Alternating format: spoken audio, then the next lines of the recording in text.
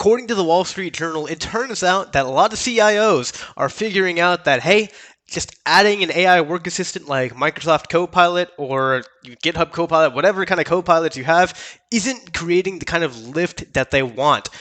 So let's kind of walk through this article, and then I'm going to give you guys a few ideas on why this isn't working and how you can make your organization a little bit different, okay?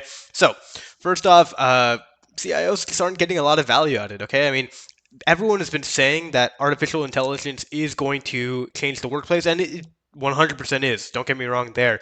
But it's not going to completely alter your life if you're just kind of installing Microsoft Copilot and one, not training people on how to use it, or two, most importantly, you don't have a good business use case. Guys, you got to work backwards from the use case. This is something that it was really beaten into me when I worked at Amazon. It's one of our leadership principles is work backwards from the customer, okay? You have to think about, okay, I'm in this business.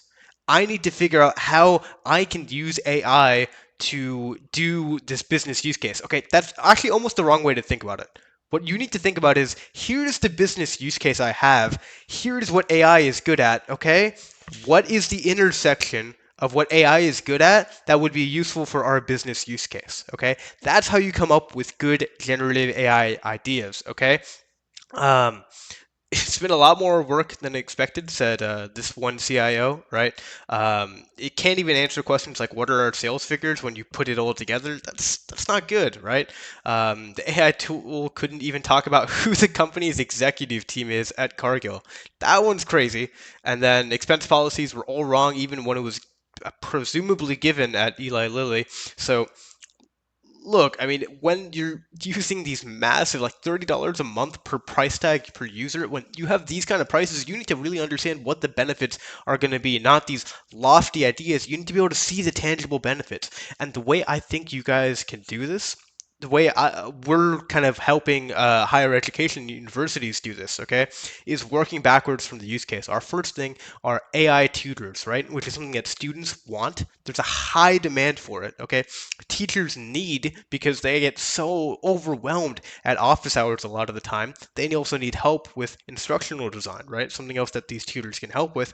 And then we can add reporting on top of it. There's a clear business use case, right? Because universities think from it. What is the number one goal of every university? It's to help students master material and understand what they need to succeed in their life, right? To really further their education and understand, you know, to have a better acquisition of knowledge. That's really what universities are standing for. There's some research in there too, right? That's usually a secondary goal or the second goal, but the first one is always get the students to learn more. So how can we use AI to get students to learn more? We can create tutors for every class, so students have personalized assistants, right? They can solve Bloom's 2 sigma problem of getting mastery learning in every classroom, get a tutor for every student, right? That's a real use case, but just adding Microsoft Copilot isn't.